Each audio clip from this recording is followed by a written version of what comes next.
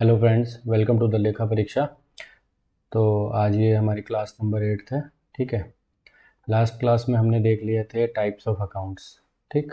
Types of accounts, golden rule of accounting देख ली थी हमने। रूल्स देख लिए थे।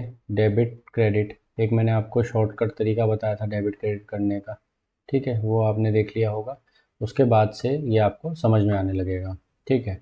तो एक एग्ज़ाम रिलेटेड आपका अपडेट है। आपका सेकंड टू थर्ड वीक में आपका एग्ज़ाम हो सकता है दिसंबर में, तो आप अपनी तैयारी जो है एकदम ज़ोरों से तैयार रखिए। 2 हफ्तों में लगभग हम इस फाइनेंस वाले पार्ट को ख़त्म कर देंगे। ठीक है। अभी आपके अकाउंटिंग वाला पार्ट हो गया था। आगे पोस्टिंग और प्रोसेस, फिर हम फाइनल अकाउंट्स की बात करेंगे, डेबिट क्रेडिट नोट की बात करेंगे। ये जो टॉपिक है जो यहाँ मैंने अभी क्लास 8 में लिखा है, ये हो सकता है 2 से 3 हम पार्ट में डालें, या हो सकता है नंबर ऑफ क्लास चेंज कर दें। आप थोड़े देख लीजिएगा किस तरह से इसकी टाइटलिंग होती है।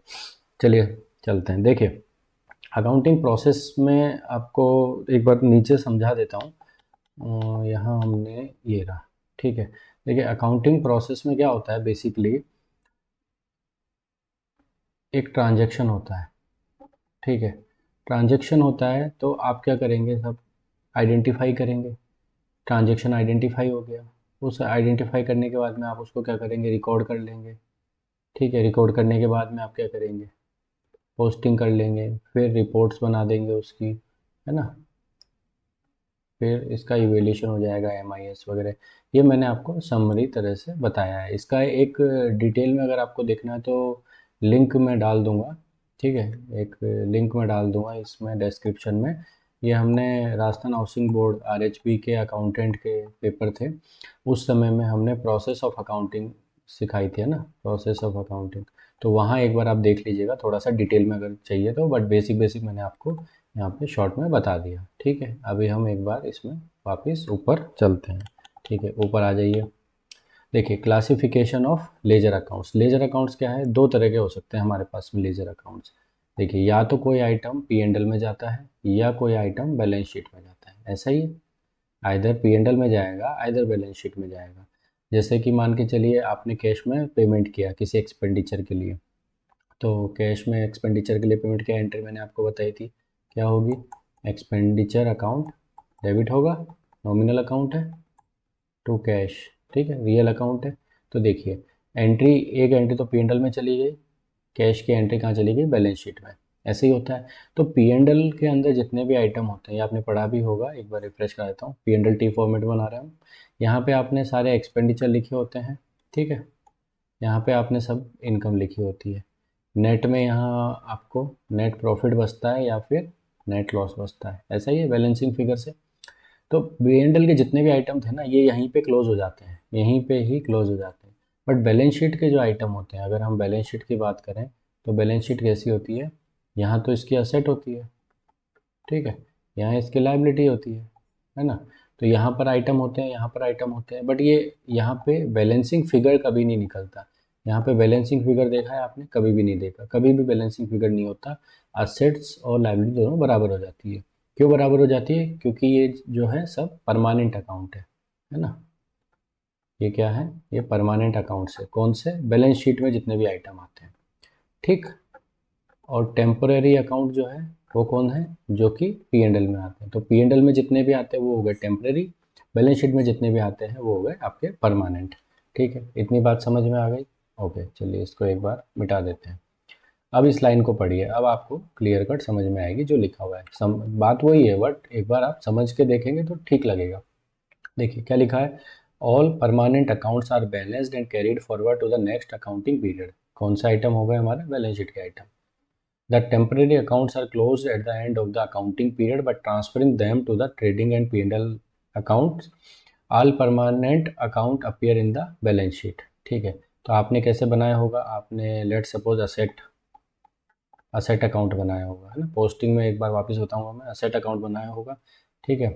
तो असेट के अंदर यहाँ पे कुछ डेबिट्स होंगे, यहाँ क्रेडिट्स होंगे। ऐसा ही होगा।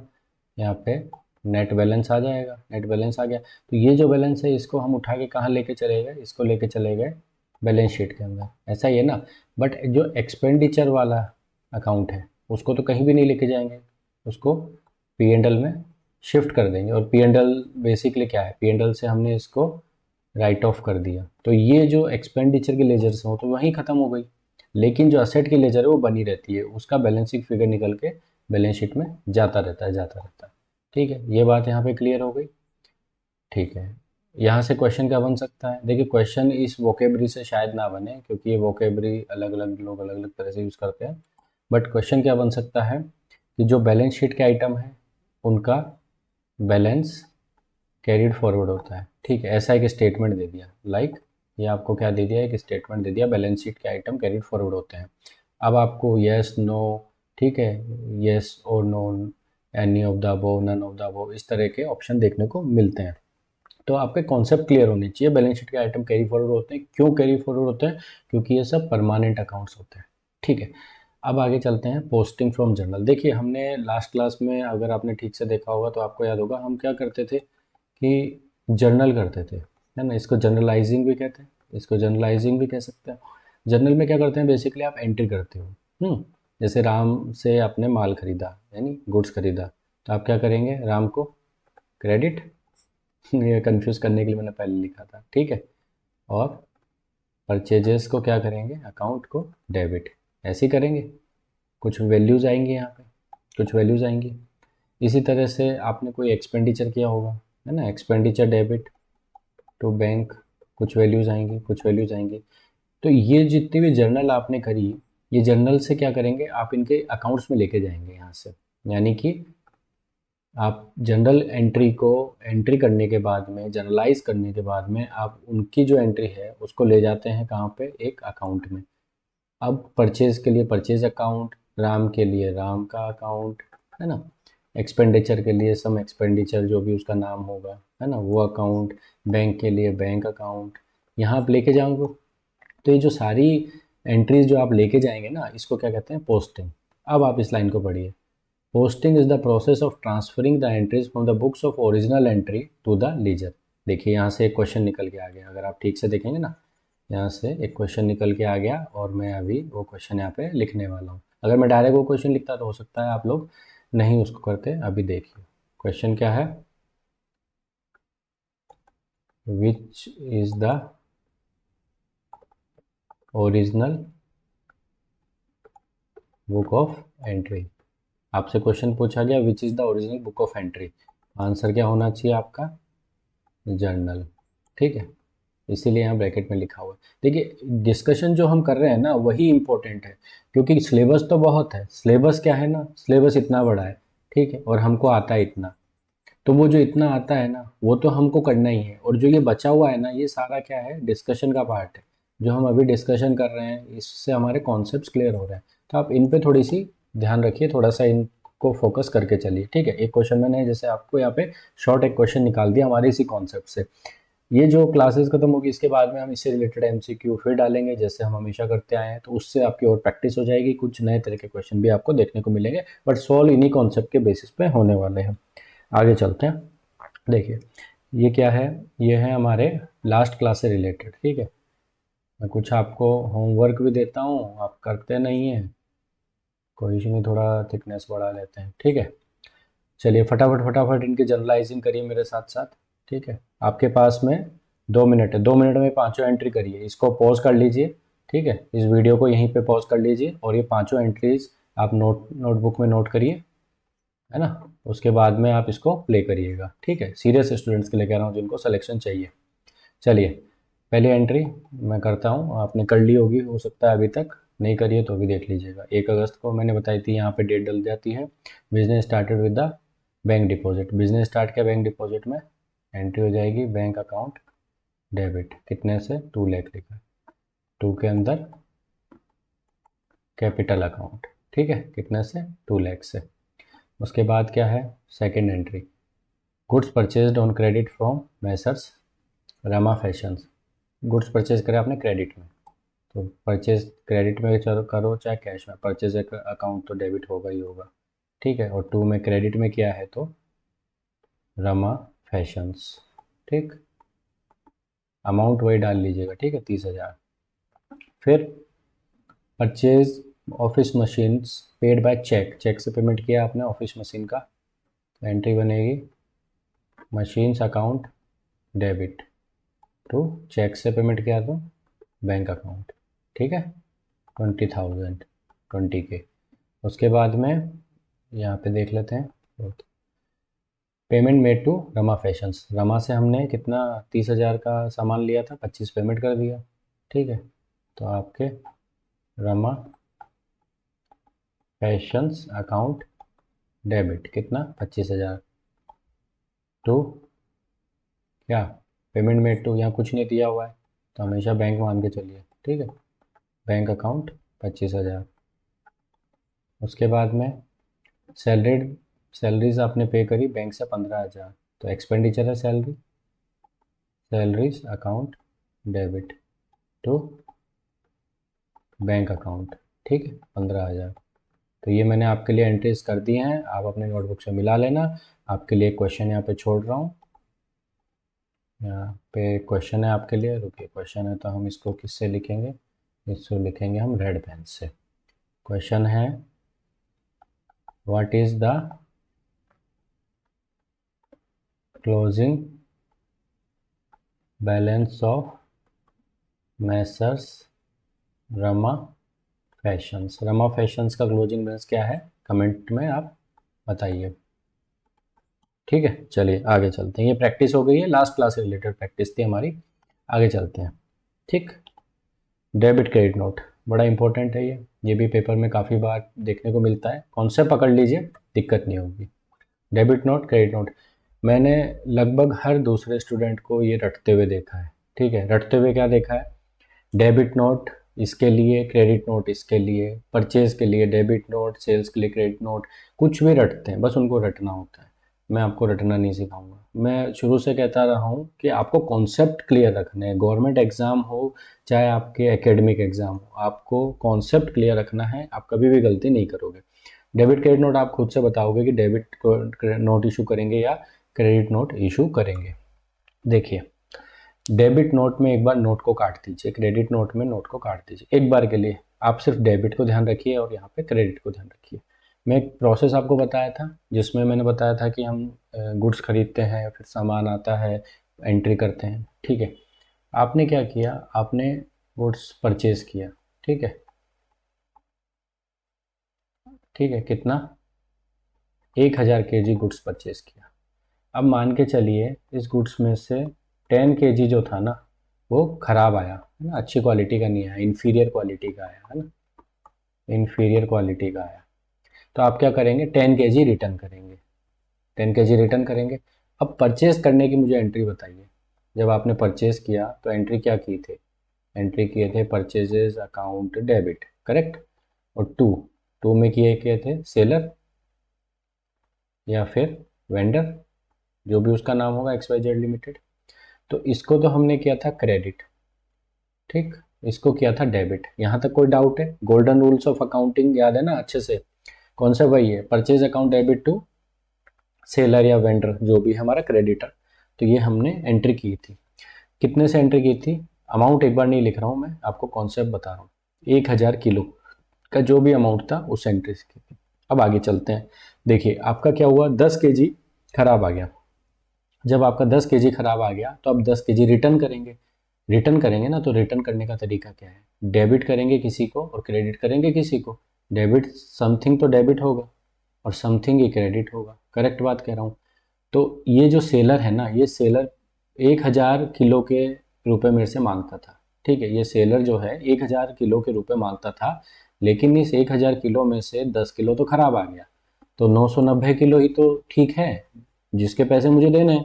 तो मैं क्या करूँगा, ये जो सेलर है ना, सेलर कह लो, वेंडर कह लो, ठीक है, इसका जो अकाउंट है ना, इसको तो कर दूंगा डेबिट, ठीक, इसके अकाउंट को तो कर दूंगा मैं डेबिट, कितने रुपए से, सॉरी कितने किलो से, 10 किलो से, जो भी इसकी वैल्यू रहेगी, ठीक। और टू में क्या कर दूंगा, परचेजेस, क्योंकि परचेज रिटर्न हो गई ना, आप यहाँ पे टू परचेज रिटर्न का एक अकाउंट बना सकते हैं चाहे तो, या परचेज लेजर से एडजस्ट करना है तो टू परचेजेज अकाउंट कर सकते हैं 10 kg।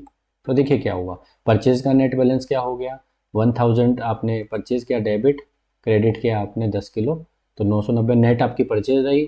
सेलर के 1,000 किलो आपने माल खरीदा, 10 किलो वापस लौटाया, तो 990 के अगेंस्ट में आपको पेमेंट करना है। ठीक, आ गया कॉन्सेप्ट समझ में? ये आपका परचेज रिटर्न के लिए कॉन्सेप्ट है, बाकी डेबिट क्रेडिट नोट का यूज़ तो अभी फाइनली मैं बताने वाला हूँ क्यों होता है। आ गया आपको समझ में? अब देखिए, यहाँ चलते हैं, ठीक है, पेन चेंज कर लेते हैं, थोड़ा दिख जाए आपको। अब आप बताइए, मैंने आपको यहाँ कहा था एक चीज़ कि आप इसका नोट को भूल जाइएगा, ठीक है। अब नोट पे आते हैं हम वापस, डेबिट नोट। अब डेबिट नोट क्या है कि हमको परचेज रिटर्न करना है तो डेबिट नोट इशू करना पड़ा। क्यों करना पड़ा, अब आप लगभग समझ ही गए होंगे, नहीं समझे होंगे तो मैं आपको बता देता हूँ क्यों आपको डेबिट नोट इशू करना है परचेज रिटर्न के केस में। एक लाइन लिखा रहा हूँ, इसको आप एक बार पढ़िएगा, फिर आप समझिएगा कि मैं जो बताया हूँ ना वो वही लाइन थी, ठीक। टू डेबिट द सेलर, और, ठीक है, टू डेबिट द सेलर और creditor, seller in case of purchase and in other cases creditor. तो क्रेडिटर को डेबिट करने के लिए डेबिट नोट इशू किया जाता है, एज सिंपल एज दैट। हमने यहाँ परचेज किया था, माल ठीक नहीं आया, कुछ माल वापस कर दिया, तो हमने क्या किया, पहले सेलर को क्रेडिट किया था जो नॉर्मल परचेज एंट्री थी, फिर जब रिटर्न किया तो हमने इसको डेबिट कर दिया। तो पहले क्रेडिट किया था, डेबिट किया, तो डेबिट करने के लिए डेबिट नोट। अब बोलेंगे यार क्रेडिट नोट क्या है, क्रेडिट करने के लिए क्रेडिट नोट होता है क्या? बिल्कुल जी, करेक्ट बात है। जो भी ये सोच रहे थे क्रेडिट करने के लिए credit note, this is the correct thing, कि क्रेडिट करने के लिए क्रेडिट नोट, डेबिट करने के लिए debit note. Then you have to decide when to debit और when to credit the party, ठीक है। डेबिट कब करना है और क्रेडिट कब करना है, ये आपको डिसाइड करना है। तो डेबिट कब करना है परचेज रिटर्न के केस में? अब देखिए, रटने जैसा कुछ नहीं रहा, अब यहाँ पे रटने जैसा कुछ नहीं है। क्रेडिट कब करना है? आपके पास जब डेबिट नोट आएगा तब आपको क्रेडिट नोट देना है, इसका एक प्रोसेस होता है, ठीक है। थोड़ा सा एक बार नीचे ले लेते हैं हम लोग, देखते हैं, ठीक है, एक बार इसका प्रोसेस भी देख लेते हैं। देखिए क्या हुआ, आपने क्या किया, परचेज किया, ठीक है, फिर यहाँ पे जो गुड्स था, गुड्स खराब आया, मैं हिंदी में लिख रहा हूँ आराम से समझाने के लिए, गुड्स खराब आया, उसके बाद में आपने क्या किया, रिटर्न करा, यू टर्न मारा इधर से, गुड्स ने रिटर्न किया, रिटर्न किया तो आपने क्या बना के भेजा सामने वाली पार्टी को, डेबिट नोट, यानी कि आपने क्या किया, सेलर को डेबिट नोट बनाया, फिर ये किसके पास गया, सेलर को मिला क्या, सेलर को क्या क्या मिलेगा, सेलर को मिलेगा गुड्स प्लस डेबिट नोट, ठीक है, मिला। अब सेलर आपसे पैसे मांगता था, उसने आपको डेबिट किया हुआ था क्योंकि आप उसके डेटर थे, तो 10 किलो के लिए वो आपको क्या कर देगा, क्रेडिट कर देगा, उतना अमाउंट आपसे चाहता नहीं है वो। तो फिर सेलर क्या करेगा, seller will make credit note, ठीक है, सेलर क्या बनाएगा, एक क्रेडिट नोट बनाएगा, और वो क्रेडिट नोट बना के क्या करेगा, परचेजर को भेज देगा उसकी एक कॉपी। ये पूरा आपका प्रोसेस हो जाता है डेबिट नोट और क्रेडिट नोट का, ठीक है। आ गया समझ में? कोई और डाउट रहता है कमेंट सेक्शन में पूछेगा, वैसे मुझे नहीं लगता डाउट रहना चाहिए। देखिए रटिएगा मत, अब आपको बिल्कुल कॉन्सेप्ट समझ में आना चाहिए, डेबिट करने के लिए डेबिट नोट, क्रेडिट करने के लिए क्रेडिट नोट, ठीक है। अब क्वेश्चन क्या आ सकता है कि सिर्फ परचेज रिटर्न के लिए ही डेबिट नोट इशू किया जाता है क्या? बोले नहीं, आप और किसी चीज़ के लिए भी कर सकते हैं। जैसे मान के चलिए आपने गुड्स परचेज किया था और एक शर्त थी कि आपको 10 तारीख, महीने की 10 तारीख तक सामान को डिलीवरी करनी है, डिलीवरी नहीं हो पाएगी तो 10% पेनल्टी लगेगी। वो 10% पेनल्टी लगाने के लिए भी आप क्या करेंगे, आप डेबिट नोट बनाएंगे, ठीक है। तो वो भी एक तरीका है। इससे रिलेटेड कुछ क्वेश्चंस भी डालेंगे हम डेबिट क्रेडिट नोट के, और भी आपके टाइप ऑफ क्वेश्चन कवर हो जाएंगे, पॉसिबिलिटी कवर हो जाएंगी, किस किस तरह के क्वेश्चंस आपके देखने को मिल सकते हैं। देखिए नीचे कंपैरिजन है चार्ट हमारा, ये रहा, ये हमारा कंपैरिजन चार्ट है। बड़ा होगा कि नहीं, एक सेकंड में देख लेता हूँ, आई गेस थोड़ा सा बड़ा अगर ये हो जाए तो। ये देखिए, ये हमारा कंपैरिजन चार्ट हमने इसीलिए बना रखा है। आप एक काम करिए, इसका स्क्रीनशॉट ले लीजिए, ठीक है, इसका एक स्क्रीनशॉट ले लीजिए, इमेज बना लीजिए, और इसको 2-4 बार पढ़िएगा, ठीक है। उससे आपको ये थोड़ा और डिफरेंस इनका समझ में आएगा। रटना नहीं है, मैं पहले बता रहा हूँ, रटना नहीं है, और ये जनरल प्रैक्टिस है, ठीक है। डेबिट नोट ब्लू इंक से बनता है, क्रेडिट नोट रेड इंक से बनता है, जनरल प्रैक्टिस है, इस भी तरह का क्वेश्चन देखा जाता है। तो ये भी क्वेश्चन का एक लाइन बनता है, ठीक है, क्वेश्चन कहीं से भी आ सकता है। आपको अपनी नज़र है ना एकदम बारीक रखनी है, एकदम चील की जैसी नज़र रखनी है, ओके। तो यहाँ तक अपना हो गया। नेक्स्ट क्लास में हम क्या करेंगे, फाइनल अकाउंट्स वगैरह डिस्कस कर लेंगे। ये हमारा स्लाइड बना हुआ है, तो नेक्स्ट वीडियो में हम इसको अपलोड कर देंगे। ओके, तब तक के लिए गुड बाय। पढ़ते रहिए, कुछ डाउट हो तो आप कमेंट सेक्शन में पूछ लीजिए। Thank you.